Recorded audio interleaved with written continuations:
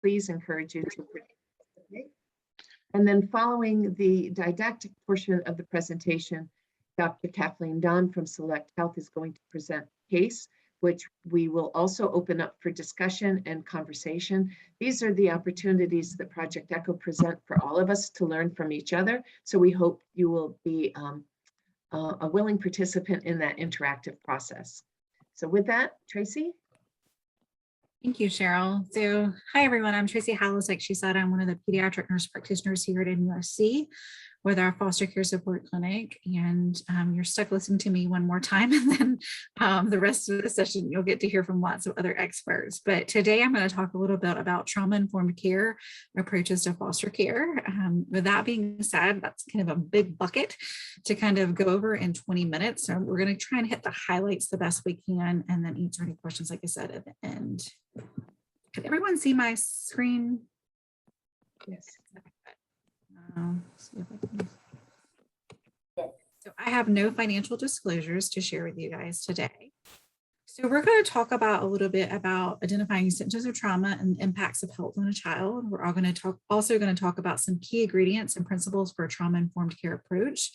We're going to review trauma-informed care in primary care practice and also provide some resources for you guys. So we'll start kind of with a poll like we did last time, and just seeing how many of you are already in practice that are incorporating a trauma-informed care approach in your practice.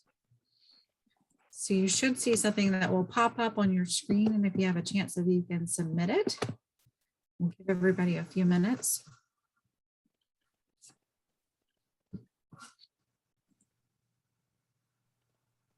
Tracy, while we're having others respond to the poll, I would also like to remind folks that if you haven't already done so, to please introduce yourself in the chat.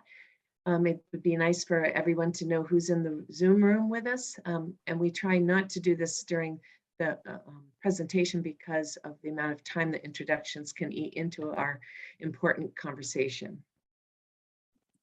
Yes, Cheryl, please, like she said, make sure you introduce yourself. I think finding friends and making friends for people that see children or just in general is always helpful in networking and know who you can reach out to. So please share who you are and where you are in practice.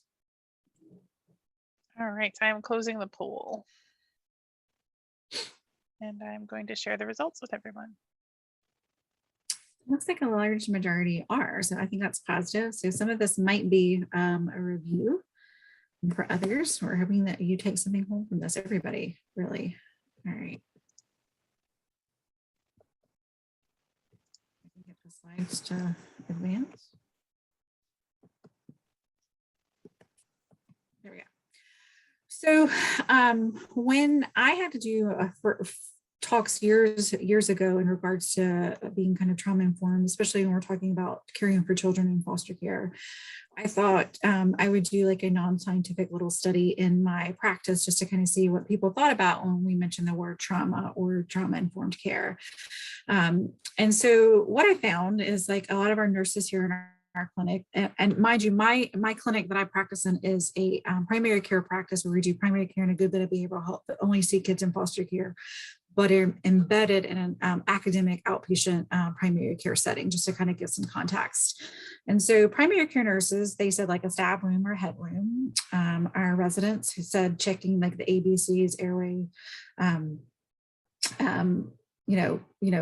breathing, circulation, those kind of things. And then the pediatric attending said like a small cut, like on his foot from glass is kind of what they thought about when they thought trauma.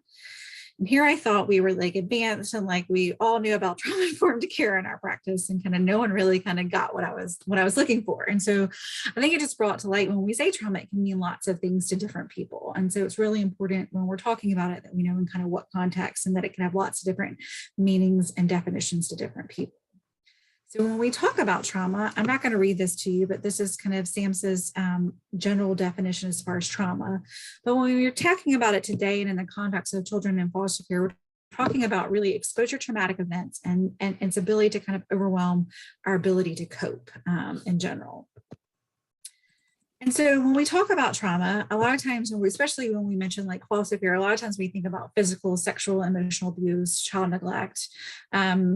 It can mean though other things like, so a family member with a mental health or substance use disorder, witnessing violence, domestic violence, being a community or serving in military, general poverty or systemic discrimination. All those things are what we're thinking about when we're thinking about the context of trauma.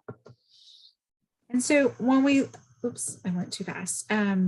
So when we think about trauma, we kind of think of 3 E's. So the actual event, whether that be the physical abuse, the sexual abuse, a motor vehicle accident, loss of a loved one, that is the actual event. When we talk about the experience, is kind of how people experience or those circumstances that help determine if it's traumatic or not. So Shell and I both could be in a car accident later today. Heaven forbid that doesn't happen. But what she interprets and what I interpret can be very different. So it could be very traumatic to me and not so much for her, or vice versa, or both could be traumatic. And then when we talk about the effects, which is a huge critical component of this, it can be short-term or long-term. So those can range from being hypervigilant to the state of arousal to feeling numbing or avoidance. So, getting stuck in an elevator and like refusing to go into an elevator, for the rest of my life, could be kind of short-term, the first few weeks afterwards, not wanting to, where it can happen for like months and kind of, the rest of my life, it's kind of not dealt with. And so it can eventually wear a person down physically, mentally, and emotionally, especially like if I'm a person that maybe got stuck in an elevator and like my job is on the 8th floor, having to take the stairs every day can get kind of winded. Like if the air is broken, those kind of things can eventually affect kind of my social, emotional well-being. So what do we know about trauma and toxic stress? It's actually pretty common. About 2/3 of children reported a traumatic event by the age of 16. So I think that's really important. Does that mean that every child has had like some physical, sexual, emotional abuse? No, when we're talking about trauma, it could be a motor vehicle accident. It could be that type of abuse for kids that are in foster care. It could be the loss of a loved one. For some, it can even be in and of it being in foster care in and of itself, like we talked about a couple of weeks ago. Some people think that you remove kids out of a bad situation, everything's wonderful and hunky-dory. And that's not necessarily the case, is that being in of its foster care, having to move placements and being away from family and loved ones can be really traumatic to families. What we also know is that repeated exposure to trauma can increase our risk for long-term effects, whether it be high-risk behaviors, medical problems, psychiatric illness, or socioeconomic factors. And like we said before, everyone kind of responds to trauma kind of in different ways and stress. And so clearly more trauma and repeated kind of abuse and exposure can be clearly worse and have worse outcome effects. What we also know is the American Academy of Pediatrics says that we should be screening for this and we should be looking for adverse child events and we should be aware of it and making sure that we have early intervention for these kids. AAP recently published a new trauma-informed care in child health systems. If this is a new article that's out, I encourage you to go look at it. And basically is that we should be doing our part as healthcare providers as a way to identify, address the effects of trauma on children, families, and healthcare providers in and of itself. And they have official policy statement out. So if you haven't had a chance to look at it, I encourage you to.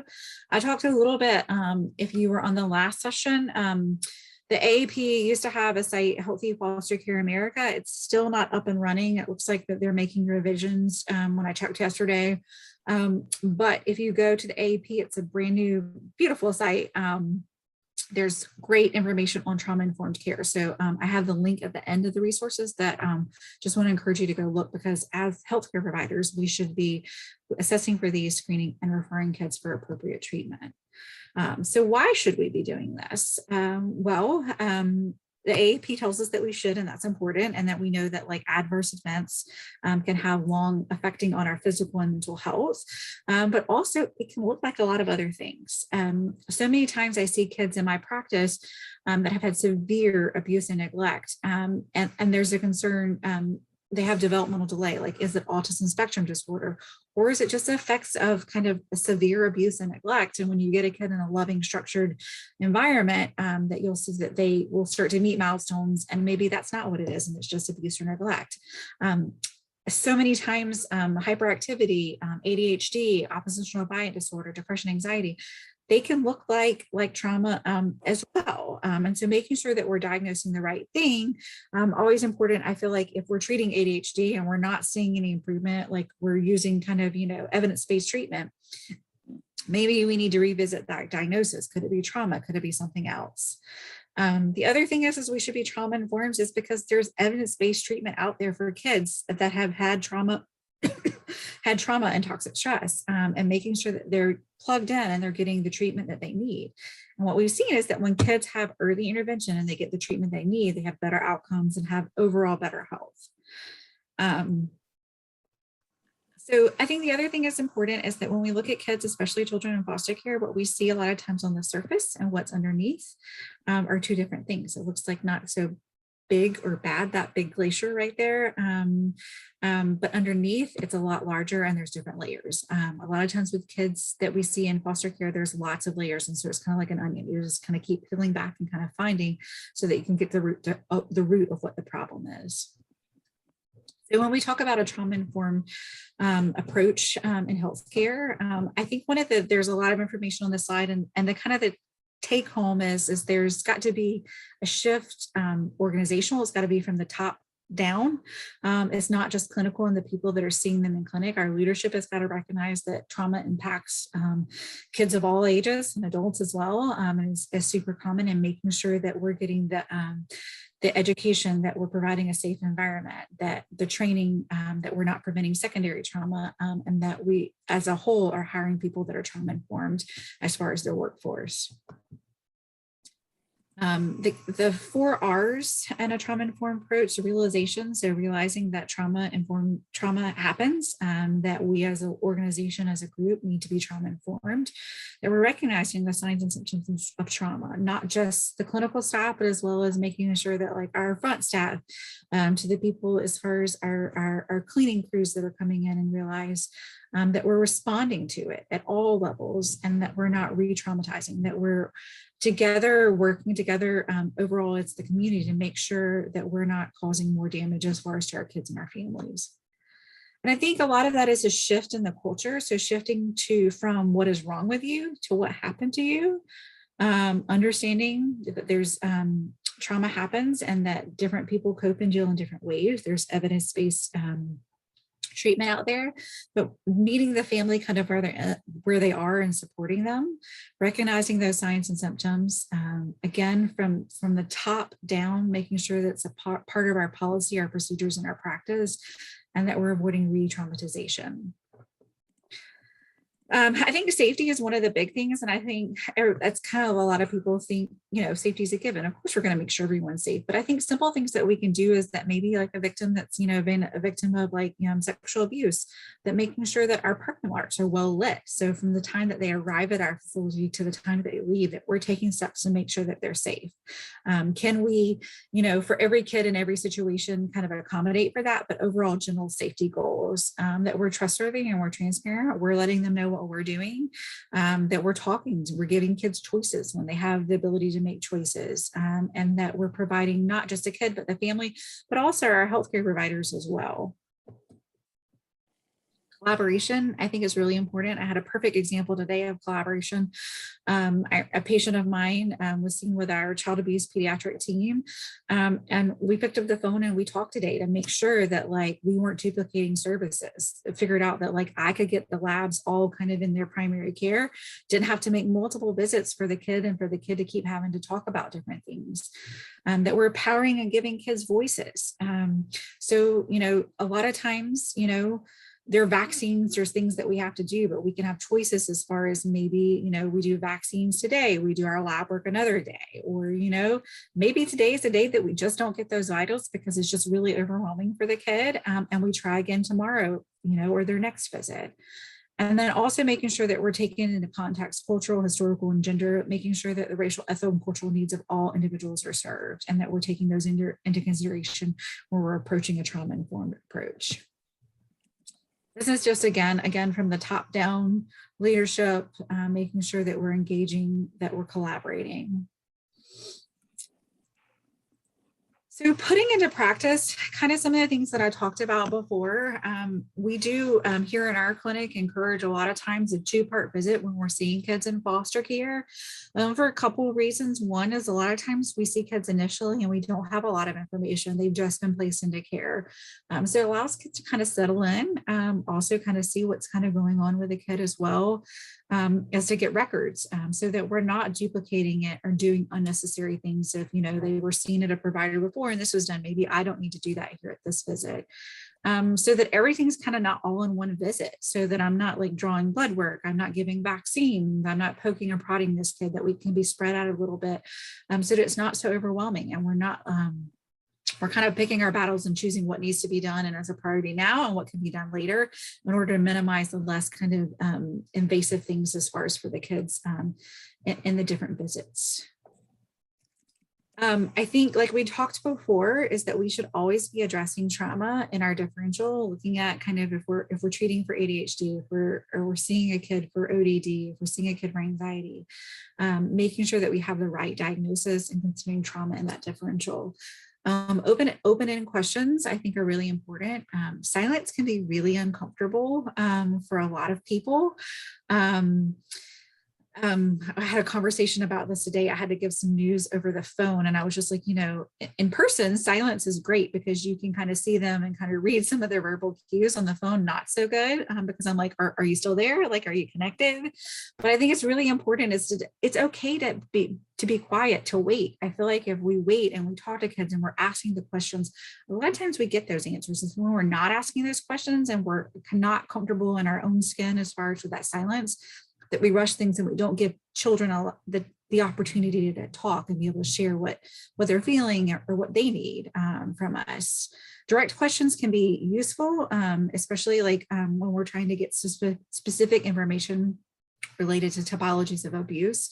But I think it's really important to be able to use open-ended questions, be okay with silence, and being able to realize that sometimes you might not get all the answers in the first visit, and it might take several visits. And that's why we recommend that we see kids in foster care more often. Being empathetic, providing education. I think it's important to remember education for the kid, but also the family. I think a lot of times, especially when we're talking about trauma and abuse and neglect, it can be a lot for healthcare providers, a lot for families. And so making sure that we're taking those steps and we're checking in with everybody, with ourselves, making sure that we're doing okay kind of as we're processing all this information. I think remembering to monitor, encourage, and that sometimes things come out over time. And so being willing to kind of to build that rapport, to get to know the kids, to kind of see how things develop over time is really important. The other thing is I think knowing what common behavior problems that we see in foster care. I think in general for kids, things they can control. We eat, sleep, poop, pee or poop. Those things that we control are typically where you see problems, because that's what they can control and where you'll see a lot of those behaviors. And so being able to talk about those things and how we approach those, which really isn't very different from the way that we approach them in primary care for kids that are not in foster care. So I think a lot of it is to kind of pat ourselves on the back. A lot of these things we're already doing is just realizing kind of that we need to pay a little more special attention for children in foster care. Again, not pushing. Sometimes it can take visits. I think correcting distortions is also really important. A lot of times kids think, it's my fault. Mommy or daddy locked me in the closet because I didn't take out the trash, or I made, a bad grade. It's kind of correcting, our job as adults is to, sometimes we might get upset, but our job is to not hit other kids or not lock them in closets. Our jobs, that's not your job as the child to kind of monitor and make sure I control my emotions. And so kind of correcting those distortions. I think there's a lots of things that we can do to help kids feel safe and secure. And there are things that we can do simple in our office to help support. By no means am I saying this should replace like evidence-based care and their therapy and kind of their treatment that they're getting, but also just kind of simple things as like taking deep breaths, kind of relaxing our muscles. Those are things that I think also, they have the therapists that are saying these things that are also going to help kind of, hit that home that those, hey, maybe this person does know what they're talking about. And this does help and does work. And then I think praising positive behaviors, I think so much in our visits, especially just in primary care in general, a lot of people like to come and talk about the things that are not going well. They don't like to come talk about the things that are going really well. And so I think it's really important to, each visit when there's lots of things and lots of complaints about things that aren't going well, they're having accidents, they're getting in trouble at school. What are they doing well? And if the parent can't give you one, making sure that you point out one for them in the exam, because kids need to hear that they're doing things well, not kind of all the negative things. And I think just in general is that shift in their culture from changing for like what happened to you from what did you do to what happened to you, to changing that shift in the culture. I think I've definitely seen kind of from my non-scientific days and studies in clinic that I had in the beginning that I talked about. I have nurses now calling me for patients that, one of the other providers, residents in our clinic wants to give them the shots because they don't have any records and don't have time to wait on them and wants to give all their vaccines. And I've had nurses saying like, that's not okay. Like we need to bring them back. We need to try and see what we can find. I know this kid's, they're 8 years old, likelihood they probably have had some shots. Let's figure out what they have versus kind of torturing and holding this kid down. And so I think it's exciting to see. And I think that just small changes and small shifts and each of us doing our own part and to be trauma informed can make big kind of leaps and bounds as far as from where our practice was to where it can be. And what I've seen honestly in our own practice. And so these are just some resources. And I realized I updated the slide, the Healthy Foster Care America.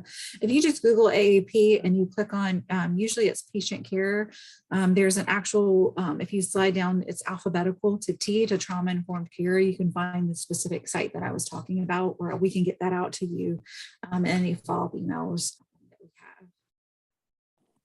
And that's all that I have as far as any questions. I'm just gonna leave these up for those that did that last time. As far as how to get credit for your CME, as well as the activity code for today is 2359234, as you see there, and you can text that to 843-350-5073. Just make sure you put the attend in front of it. That's all I have, and I'll stop sharing. Thank you, Tracy. We'd like to open up the